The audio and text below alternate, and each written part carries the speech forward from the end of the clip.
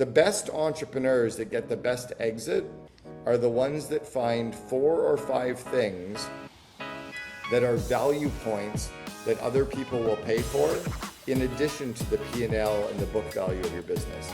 It might be your IP, it might be your trademarks, it might be the software you've developed, it might be relationships with certain customers, it might be that you've got a couple of key customers that are also minority shareholders in your company, so you know you've locked in that revenue. It might be recurring revenue, it might be that you've got employees handcuffed to the company or employees are vested into the business. Whatever it is, try to get enough of those pieces in place and then try to get competing buyers, because you're going to sell for a much greater multiple than you could sell for, which might cover any of the problems of the capital gains tax anyway. Okay, so good. Well, I love it. I love it. It's looking for the Rembrandts and something that's outside of just the traditional P&Ls. Yeah, I had a mentor once tell me the moment you start adding value to someone when you're cold calling them is the moment you stop wasting their time, right? Everything else is wasting their time. And it hit me like a ton of bricks, because it was my first career position at Marcus and Millichap, helping people buy and sell investment real estate. Welcome to the Build It to Billions podcast, where we guide successful entrepreneurs and investors on their journey from millions to billions. We believe the key to scaling and compounding your wealth and life starts every single day with the mindset and practice of stewardship over ownership and applying billionaire biblical principles. Our ultimate goal is to help you scale and compound your wealth and life so you can give more all the way to help MVPs. My name is Brett Swartz. Each and every episode, we're joined by the world's top entrepreneurs, millionaires, or billionaires, where they share their secrets and insights with us so we can all level up and make a bigger impact. We're also streaming and recording this on the Capital Gains Tax Solutions podcast and YouTube channel. For those who are founders looking to exit, you want to make sure you tune in here as we're going to be talking about exit planning as well during this conversation. Hey, I'm excited about our next guest. Our great guest is in Arizona today, and he helped 1-800-JUNK scale from about 2 million to over 100 million in annual revenues. And he's globally recognized as an entrepreneur, business growth expert, and founder of COO Alliance, and the world's leading peer network of chief operating officers and second-in-command executives. He's often called the CEO Whisperer, and he's best known for helping entrepreneurs and leadership teams build scalable organizations through stronger leadership accountability and operational excellence, and so much more. Please welcome to the show with me, Cameron Harold. Cameron, how are you doing? Hey Brett, nice to see you. Thanks for having me on. Absolutely. For our listeners to get to know you for the first time, maybe give us a little bit more about your story and your current focus. Sure. I was groomed as an entrepreneur. My dad ran his own company, and then both sets of grandparents were entrepreneurs as well. And they raised my brother, my sister, and myself to all run our own businesses, which is pretty much all we've done for the last 30 years.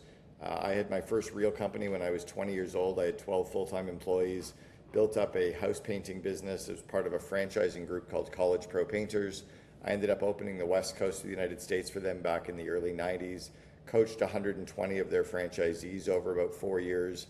One of them was Elon Musk's younger brother, Kimball Musk, and then one was his cousin, Peter Reeve, who went on to build Solar City. So I was influencing those guys 30 years ago. Left there, and I was a partner in a chain of auto body shops, which is now known as Gerber Auto Collision in the United States. It's called Boyd Auto Body in Canada. We built that up from 7 locations to 65, took that company public, and I exited. Now they're at a few hundred locations North America wide. Then I became the president of a private currency company, which we built and sold, took that company public. Then I joined my best friend Brian to build out what was called the Rubbish Boys at the time. He was changing the name over to 1-800-GOT-JUNK, and we took 1-800-GOT-JUNK from basically 14 employees to 3,100 employees, from 7 cities to 330, 4 countries, and went to 106 million in revenue. I left there 19 years ago now, which is crazy. And I've written 7 business books. I've been paid to speak to entrepreneurial audiences in 30 countries. And I've coached hundreds of real companies, typically in the $50 to $500 million range. But I coached the CEO and the second in command of Sprint. I coached a monarchy, the royal family that owns the country of Qatar. And then now, 10 years ago, I started an organization called the COO Alliance. So I have a large network of second in commands. There were so many entrepreneurial groups, but there was nowhere serving that second in command group. And then I also have an online course called Invest in Your Leaders, which is the core leadership skills that I've trained all the management teams and leadership teams for the last 30 years in. Stuff that AI can't do.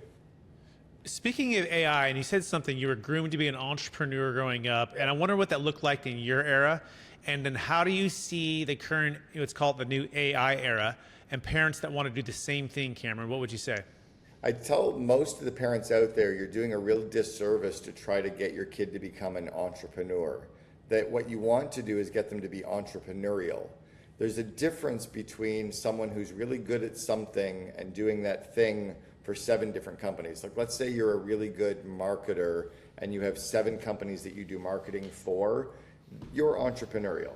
Now, when you start hiring lots of people and building out lots of teams and expanding and growing a bit, then you're really running a business. That's being more of an entrepreneur. Only 3% of the population have the DNA and the skill set, and there's actually data points to support both. There's only 3% of the population have the skills and the DNA to truly be an entrepreneur. And then the second part is when social media, prior to kind of 2000, the entrepreneur was never a popular thing. We were the greedy capitalist kind of weird kid that were socially ostracized and often ostracized within our families. But with the rise of the .com era, they became trendy. And then when social media came around, when the Facebook started in 2007 and Twitter, then when YouTube was coming out, and then with Instagram in the teens, entrepreneurs became cool because it's like, look at me on my yacht, look at me flying business class, look at me with all my cool vacations. And people think that's an entrepreneur, but they don't realize how long it takes to get to the night before you become that overnight success. So it's become this trendy thing, and people are failing at it and not realizing that it's actually quite hard. Last part I'll mention is, if you've never encountered failure in your life, like if you're an A student who's always been amazing at everything and you've got a 4.5 GPA or whatever, 4.0 GPA, you're gonna suck as an entrepreneur because you've never actually encountered failure. I grew up as a C student. I have a 2.6 GPA. I'm used to fail. I've never had an A in anything in my life. So I'm so used to that school of hard knocks and failing and trying and failing and trying that being an entrepreneur was natural for me. So I think parents are doing a very big disservice trying to get, like 40 years ago, it was like, be a doctor, be a lawyer, be an engineer. Now it's be an entrepreneur. It's not as cool as people make it out to be. It's a tough slog for a lot of people. And most entrepreneurs will never tell the hard story while they're going through it. They might talk about it 3 years later, right? But they're not necessarily going to talk about it in the actual time itself. And then all of a sudden, parents started saying, oh, you should be an entrepreneur, but they don't know what being an entrepreneur is. I was lucky that my dad was an entrepreneur. My grandparents were both entrepreneurs. Like, I grew up in a family where everybody had employees, everybody had worry, everybody had debt, everybody had the day-to-day struggles, everybody had faced bankruptcy. That was normal. But if you're a teacher or an engineer or a doctor or a dentist and you're telling your kid to do something that looks so amazing, you could be setting them up for disaster pants. It's a tough journey to put people down. Again, when I was 20, I had 12 of my own employees already. I've been doing this for a long time. You know what the worst thing to do is when you're selling a business?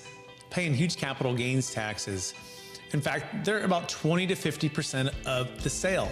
And if your client is selling, whether you're a business broker, M&A advisor, financial advisor, they have a large capital gains tax problem. And guess what? We have a solution.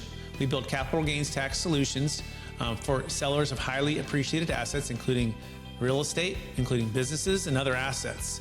And we want to encourage you to take action today to learn about what solutions are available. So think about a business, think about real estate, think about other assets that have at least $1 million net proceeds and $1 million gain, and the sale is going to result in 20 to 50% in tax. So what can you do? Well, you can build a capital gains tax solution with our team. Go to capitalgainstaxsolutions.com or click on the link below to get started. Okay, Cameron, by the way, Cameron Harrell, everybody, CameronHarrell.com to learn more. And we're going to be now diving in. Thank you for that, by the way. That was awesome. And very, I think, pertinent to a lot of listeners who have kids and are wondering with this AI era, and they're in business and they're still learning how to be an entrepreneur. They're still learning how to hire the second in command, right? I always say to my friends, my wife and I have 5 kids and we homeschool, and like, how's it going? I'm like, I don't know. I'll let you know in 18 years or 25 years. We'll see how they're doing. Right. Like, I don't know. We grew up as public school kids, kind of, and university kids and doing it, and everything's changed so fast. So So I know Well, we're doing jujitsu. I know we're doing homeschool. I know we're traveling with them. I know we're trying to get them involved with as much as we can, and proper conflict, and healthy conflict, and healthy debate, and communication. And these are the things that we're doing. And I don't know. So far, so good. But we're such a fast moving environment. And so I just think it's just so pertinent of a conversation to be having right now. for sure. I think what parents want to be doing with their kids, whether they're in grade school or in high school grades or even in college grades, is teach your kids to be entrepreneurial, teach them to spot opportunities and how to capitalize on those opportunities, teach them how to problem solve, teach them how to delegate, teach them how to stand in front of groups and speak. I was doing speaking competitions in grade school because my parents got me comfortable. We used to play games at the house at night where we'd have to stand up in front of the family, and my dad would give us 3 random items, and it could be a clothing rack, a donkey, and a speaker, and I had to do a story about a clothing rack, a donkey, and a speaker in front of my brothers and sisters for 1 minute. So it taught you to speak on your feet, to think out loud, to problem solve. It taught you to have confidence. It taught you to have presence. Teach your kids how to be good leaders. Get them involved in, scouting or sports, but get them into leadership roles in those things. Give them the confidence to become a leader. Teach them how to do sales. Get them to do door-to-door sales. Those are skills that they'll need to become entrepreneurial, to sell themselves and their services to other things. The skills of being an actual entrepreneur itself, like leading others, project management, leveraging the tech stack, accounting or finance, raising money, growing people, all the leadership skills like situational leadership, coaching, delegation, time management, those are skills that you can learn. But the DNA traits, I think, are very different. Excellent. So let's move on to that, right? Because the traditional entrepreneur who doesn't have a second in command or doesn't even know what the next step is, talk about the vision for the COO Alliance and specifically the top 3 mistakes that entrepreneurs are making before they find you, Cameron.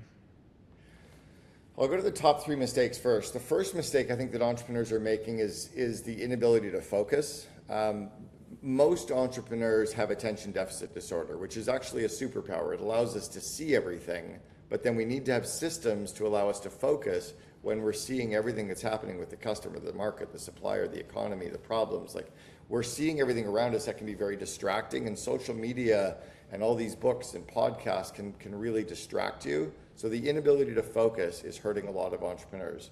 Number 2 is a lot of entrepreneurs grow themselves. They grow their skills, they grow their confidence, they join masterminds, they read books, they listen to podcasts, but they forget that the people actually scaling the company are the ones you need to be growing. Your job as a leader is to grow people and to get results through people. And if you're only growing yourself, you're almost like a duck with 1 strong wing and 1 weak wing, and you're just going to fly in a circle. So that's the second thing, is they forget to really grow their people. And then the third is that they tend to be these radically self-reliant people that can do everything, right? When you're an entrepreneur, you can do sales, you can do marketing. You have to do all those things in the early days because you don't have any employees or many employees, so you become fairly self-sufficient. And the problem is that they don't delegate fast enough. Anyone listening or watching right now, your to-do list does not have your name on it. Brett, even for you, you've got a to-do list, but it doesn't say Brett's to-do list. So all of those things on the to-do list, your job is to delegate every one of those things to somebody. If you come up with an item and you're like, I don't have anyone to delegate that to, I would say, pick someone anyway, and then spend your time growing their skills, growing their confidence, and growing their connections so they can do that thing to free you up to do the stuff that you're really good at and that fuels you and gives you energy. So that if you're left with only working in your unique ability, you've delegated more. But most entrepreneurs don't delegate until it either is, they're bumping into their ceiling of complexity, or they're overwhelmed, or they're overworked, or their marriage is breaking down because all they do is work, and they start to delegate a little bit too late. If you delegate earlier, you're better off. Okay. In terms of this, yeah, go ahead. Keep going. Yeah, keep going. So in terms of the COO Alliance, do you want me to go there, or do you want to ask about Yeah, this? I do. I mean, I think you nailed it on the head, right? Those are the 3 biggest mistakes. And so now let's get practical of how because I imagine someone comes to a conference, reads a book, podcast, hears you, they get inspired, they get excited. But talk about the system to apply and the accountability. I guess I imagine with what you guys do. How are you bringing the COO and the CEO and the integrator and the visionary, and how are you actually practically getting this down to a system, a process, and a new habit? So it's really recognizing that they're different humans. The CEO and that second in command, whether it's a director of operations or a VP of operations or a COO, are almost as different as men and women. When the book Men Are From Mars, Women Are From Venus came out, we showed that men and women approach problems differently, we approach situations differently, we communicate differently, we collaborate differently. We just see the world through a different filter. Men are not hairy versions of women. And so the key is, how do you work better together to collaborate to build a better partnership? Well, COOs are not slower moving versions of an entrepreneur. They're not entrepreneurs that just ask a lot more questions. They're not less skilled at vision. They're just really, really good at their stuff. And often they don't even want to be the entrepreneur. So what we did with the COO Alliance was we've created a global network of second in commands of mid-sized companies. You need to do at least 2 million or greater just to qualify. You need to do 5 million or greater to attend any of our in-person events. But we've created a global network of them for them to work on their connections. So now they know lots of other COOs that they can reach out to. They almost become their mentor board of advisors. Any problem they're having, they've got hundreds of other COOs that can help them solve the problem. It also works on their confidence, where most leaders have a bit of this imposter syndrome. Every day the company is becoming the biggest thing they've ever done, and we help them shed that imposter syndrome so they can show up as a better leader. We also are giving them the skills to not only grow themselves as a leader, but to scale up the company. So now they're coming into the company and going to their CEO with, hey, here's 5 ideas I've got on how to scale the company. Or here's 5 ideas I've got on how to fix these things. It's no longer the entrepreneur having to delegate everything down. Now the entrepreneur gets freed up because they truly have a strategic and a tactical second in command that can speak their language. And then lastly, we teach them how to speak to the CEO, right? Anytime entrepreneurs are so famous for, oh, I've got this good idea, let me tell you about my good idea. And then the COOs tend to ask lots of questions, and that just upsets the CEO because the CEO thinks we're arguing with you. We're not. We're just merely trying to catch up. So what we teach them is to say, I love your idea. Let me ask you a few questions so I understand it better.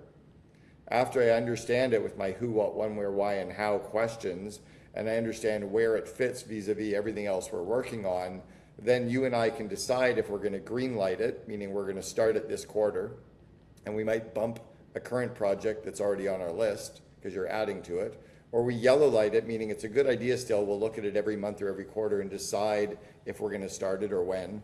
Or we red light it, meaning we liked it, we've asked lots of questions, but now we realize that it's not necessarily going to give us the ROI we're looking for based on the amount of people, time, and money that we're going to have to put into it. So we learn to speak that way. And then we teach the CEOs to say to the COO, hey, ask me more questions. What else do you need to know? All right, let's go for a quick walk and talk to stay on the same page. So we give them the skills to have the same page meetings, to build relationships, almost like a marriage counselor works with a couple to build a stronger marriage. We're giving the COO all of those skills to build that better yin and yang relationship with their CEO. We're speaking with Cameron Herold, everybody. You can learn more by going to CameronHerold.com for all of the wisdom that he's talking to us about right today. And grow your leaders, grow yourself, and grow your company. So this all makes a ton of sense. And I would say you're right. I think back to kind of the analogy of having the 5 kids and growing up doing homeschool, trying to figure it out as we go. We've never been parents before, right? Entrepreneurs are succeeding. They may have achieved $1 million or $2 million in revenue, but they haven't achieved 10 million or 100 million in revenue. So how do you know how to get there except for hiring and bringing in those who have helped companies scale? So in your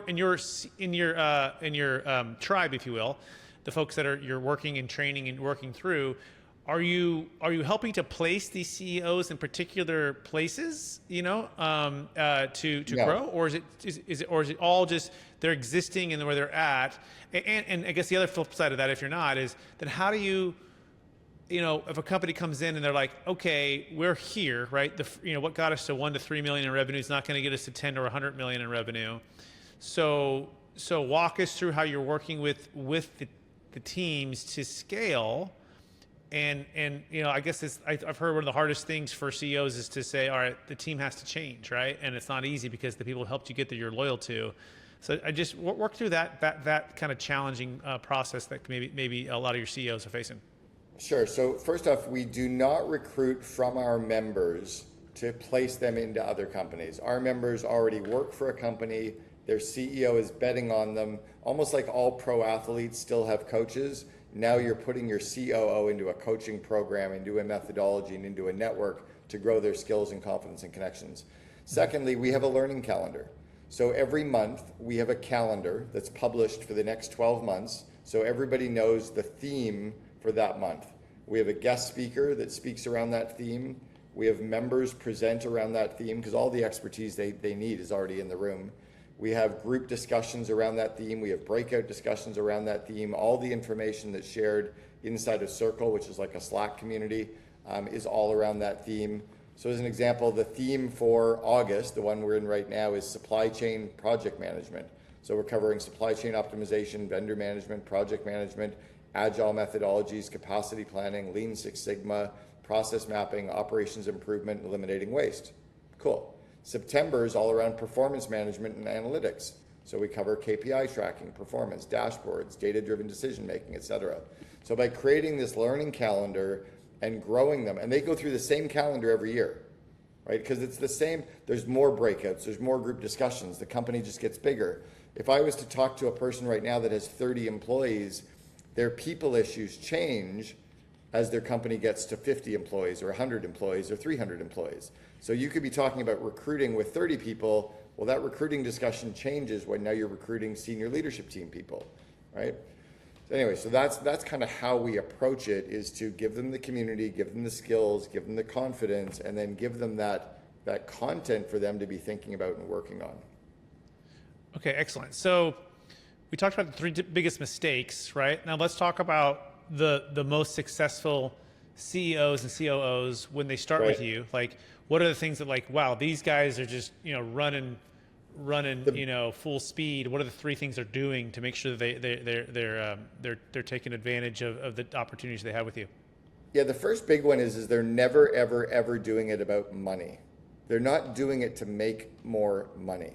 I'll give you a really funny example right now, but of all of the residential and commercial real estate in Dallas, like every condo, every apartment, every house, every multiplex, every square foot of commercial real estate and office tower, how much of that could Elon Musk buy with his $1 trillion of net worth in Dallas?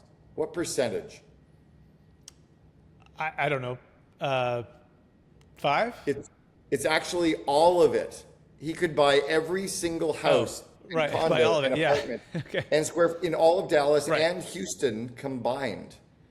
So he's not doing it for money.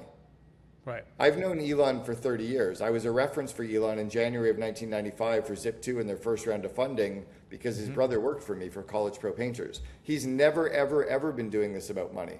And at some point, when an entrepreneur realizes the reason you're doing it is because it's a core purpose, it's a need to do something, it's a desire to build something, that changes the way you show up every day. But if your employees and your customers and your suppliers all think that you're just doing this to become richer, you're never actually going to scale that. Like when I was groomed as an entrepreneur by my dad, he taught me that having a company was the ability to do what I wanted, when I wanted, where I wanted, and not have to report to somebody else, and the money would follow, right? Second thing that they do is they really care about people. There's an old saying that God gave us 2 ears and 1 mouth, and we need to use them in that ratio. We need to listen twice as often as we think, or as we speak. Well, the best leaders are the ones that say thank you and praise their employees and celebrate the core values being lived, and celebrate projects being completed, and celebrate all the little wins. And they literally are like what Matthew Kelly wrote in the book, The Dream Manager. They care more about their employees' personal dreams and goals and insecurities and fears than they do about the company. And then their employees tend to go through brick walls for them to build the company. And then the third thing they do really well is they clarify what I call a vivid vision. And they share this 4 or 5 page document that describes their company 3 years in the future and what their company looks like, acts like, and feels like, combined with that BHAG, right? Like colonizing Mars, or put a computer on every desktop, or democratizing the world information. They literally can clarify vision in such a way that everybody around them is aligned and inspired and understands why we're building this together, and they can see meaning in their work. That's what the best entrepreneurs tend to do. Wow. If I had to pick one, I mean, I don't know if I could just pick one, but that's incredible, right? That makes perfect sense. As you say it out loud, right? And as you think about it, right? So they're caring mostly about their people, more than they're just as much as their dreams as they're caring about their own dreams, right? They're caring deeply, deeply about that. They feel a purpose and a calling, and it's so much more than money. And then, of course, they have a clarifying, a very clear vision that they're articulating. Okay, so And what else? You know, What with else? that, Go ahead. Do you know? Yeah. Do you know what the number one metric is that I measure in all of the companies that I build, or all the clients of ours? The number Please. one metric is never revenue. It's never profit. It's certainly not customer happiness or customer engagement. The number one metric for all of my clients is my employee net promoter score. How happy are my employees? Because if they're really happy, they'll take care of my customers. They'll work longer, they'll work harder, they'll work smarter. But if they feel like the customer's number one, then they feel like they're number two, and they feel burned out. If they feel like all I care about is revenue and profit, then they feel like they're not appreciated, nobody loves me. But if they know that I'm constantly love bombing them and caring about them, and yes, demanding results, demanding the highest, use of all their skills, but that they know that I care about them as a human, as we're all walking each other home, they'll take such good care of me that I can charge whatever I want, and my customers are super happy, and then profits and revenue go through the roof. I love it. Yeah, on a scale of 1 to 10, how likely are you to refer like another team member to work for a company? Is that the main question you ask, and then they give the number, and you say, well, what does it take to make it one more? And just constantly working that system to help. Do you do that quarterly? Do you do that monthly? Like, how often do you encourage? I do it every 6 months, and I alternate the second question. So when I ask the first question, it's what's one thing we could do so that you'd increase your rating. The other 6 months, I'll say, what's one thing we can do that doesn't cost money that would have you increase the rating? And it just gives them, I want more of an open door policy. I want you to care about me. I want, more time. I want more leadership development. I want you to fire the jerks that I have to work with. It just pushes them into a different direction that sometimes they can get caught up. And, when you're paying them at 85th percentile of the bell curve, and, you care about them, that kind of stuff. But I had somebody one time, a whole group of people, say, we don't want 401k matching. What we really want is to teach us how to invest. What's the point of putting my money into a 401k and having it in some stupid mutual fund that I'm getting 4% in? Teach me about compound growth. Teach me about dollar cost averaging. Teach me about how to pick quality stocks. Teach me about how to invest 15 or 20%. Like, show me those things. Teach me about how to run a personal, P&L and a budget at home. Teach me. Don't just give me money and put it in a 401k and think that did anything. That was really insightful.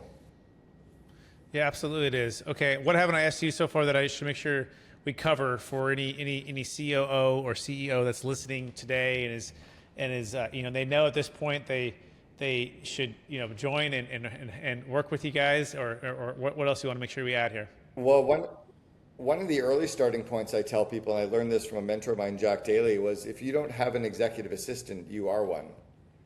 And there's a lot of entrepreneurs out there that are still working on the minimum wage jobs. They're still working on $10, $12, $15 an hour work. And meanwhile, they're running the company.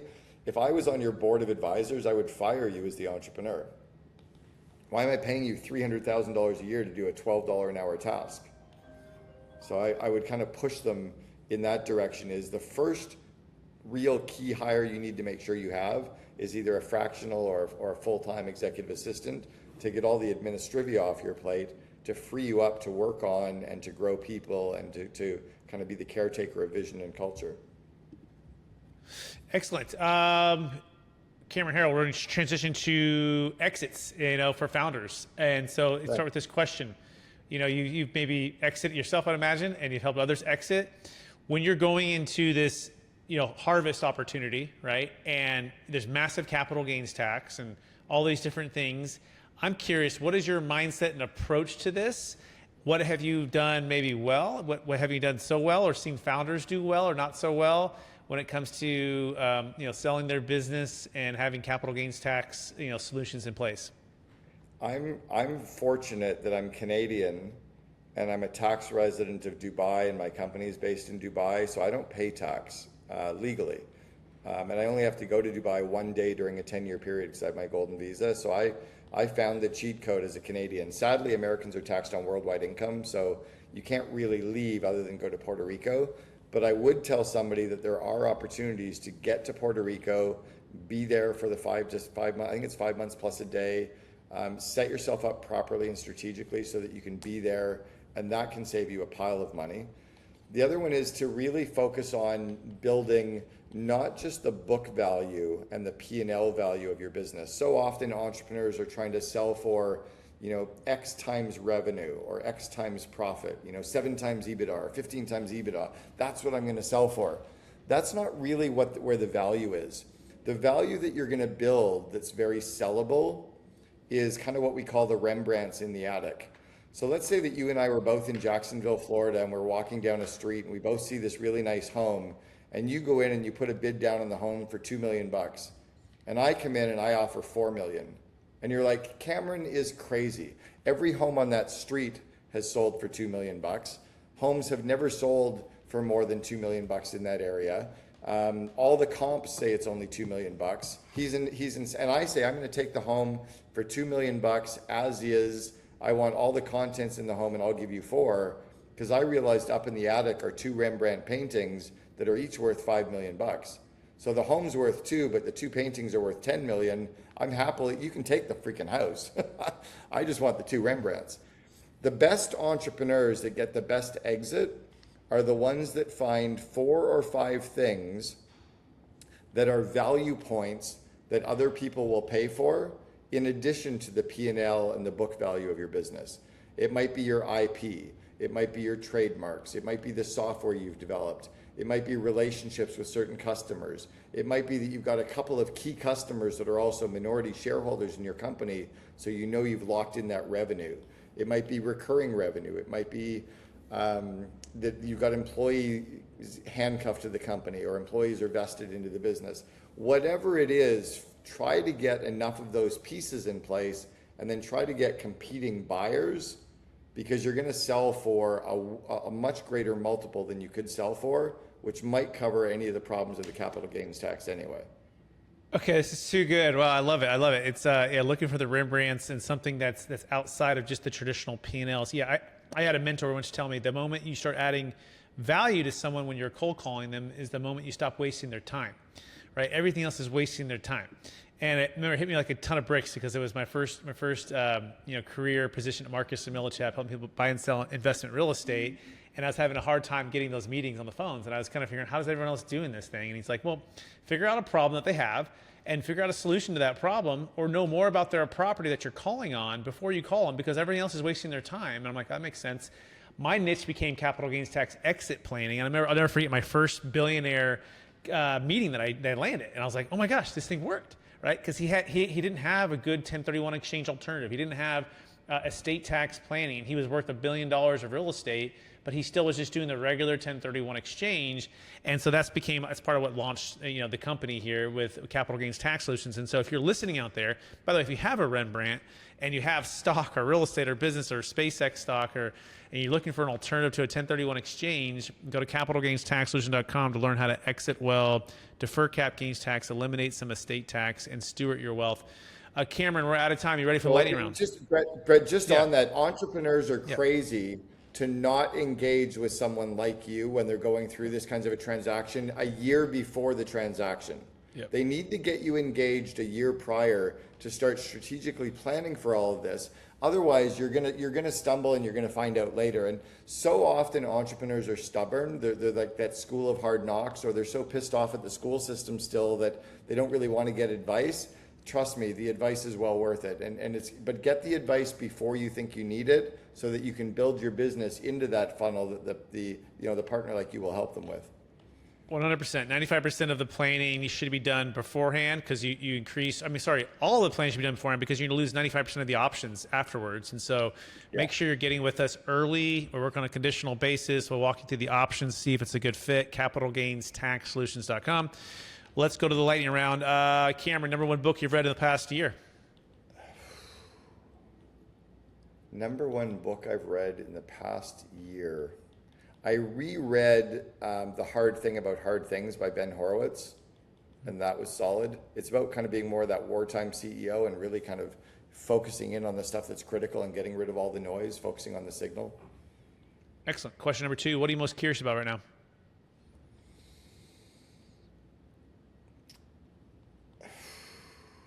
I'm probably most curious about where my wife and I are going to land. We've been full nomads for the last 5 years. We've been in 80 countries over the last 5 years, sold our houses, sold our cars, sold our furniture, and we've been country hopping almost weekly. I leave this afternoon for Brazil. I've never been to Brazil, and I've got 6 of my employees there. So I'm curious about where our couple or 3 homes we're going to be. We think one might be in Florence. We think one might be in New Zealand in Wanaka. We think one might be Austin, Texas. But trying to find our hubs is what I'm starting to think about and be more curious about, is what's our future start to look like. Very cool. I just did New Zealand for the first time. Incredible. About 2 months ago. Number one AI tool that you're using right now, or that you're finding the companies that you're working with are using?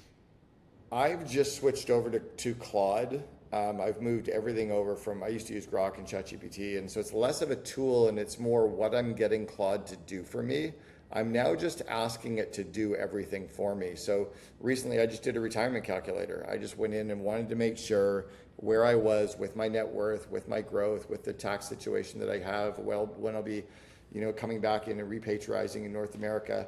And I kind of planned everything, and it did this unbelievable spreadsheet for me in about 6 minutes that, like, I would have had to pay somebody, or I didn't even know what to look at. I just built some models, some marketing models that I'm using, where I had it build out the models. I'm having it listen to our meetings, so it will take the transcription of our meetings and it'll tell me, hey, so-and-so wasn't speaking, or you spoke over so-and-so, or there was no decision made around this stuff. So I'm having it critique our meetings and help us make our meetings better. So I'm just getting it to do stuff, which is really wild. Love it. Ours, number one is Cloud as well. Number one leadership quote or theme that you strive to live by? That none of this shit matters. The death rate is the only metric that's still 100%. It's to remind ourselves that we're just walking each other home, and to take care of each other, enjoy the journey, right? But stop taking ourselves so seriously. Excellent. Next, second to last question. How do you best stay ultra healthy and super disciplined? I'm married to a woman who's into biohacking, so she's my, so here's a weird one. I carry a scale. I've been living out of 2 carry-on Rimowa suitcases for 5 years, and I carry a small flat glass scale in one of my suitcases, and every single morning I weigh myself. Today I was 166.2 pounds. I know my goal is 182, so here I am going into Rio going, oh shit, I gotta be careful this week because I don't wanna lose where I've been. But that's a weird health hack I have, is that I used to be 40 pounds heavier than I am today. I lost that weight 10 years ago, and I'm just never going back. Excellent. Very last question, and then we'll wrap it up. After all your success helping so many businesses, entrepreneurs scale, make a bigger impact, changing the world and the industry that you're in, how do you best keep a mindset of stewardship over ownership? And you may have just said it in the previous question, but I'm just curious if anything comes to mind. Yeah. No, it really is truly just reminding ourselves that we're just walking each other home, that this is just a journey that we're all on, and to take care of each other. And the other one is that every single person we encounter today is struggling with something. Their weight, some insecurity. We're all 13-year-olds trapped in adult bodies. You're the 13-year-old Brett trapped in an old guy's body. I'm the So just remembering that people are struggling with money and finance and health and worry, insecurities, a kid that's sick, and yeah, just being connected with that. Cameron Hill, this has been more than a pleasure. I want to just thank you so much for sharing so much wisdom with us. I want to encourage you to keep using your gifts that you've been given to serve entrepreneurs, serve COOs, and help them make a bigger impact for their teams, for their customers, for the world. For our listeners who want to get in touch with you, one last time, what is the best place for us to find you? Yeah, easiest place is go to CameronHerold.com. It's HEROLD. But if you go to CameronHerold.com, it has links to the COO Alliance, my online Invest in Your Leaders training, has links to all 7 of my books, my YouTube channels, my podcast. It's all listed as a link tree, and that's the best place to start for sure.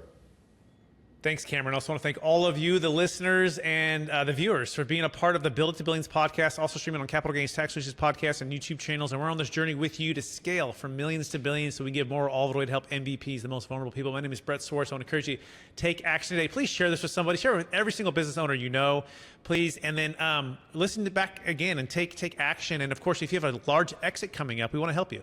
It could be stock, real estate, business, Bitcoin, anything. Multiple $1 million of gains. We want to help you build a capital gains tax exit plan. You can pick up the book, Building a Capital Gains Tax Exit Plan, as well on Amazon. We appreciate you listening, and we'll be in touch real soon. Take care, everybody. Bye now.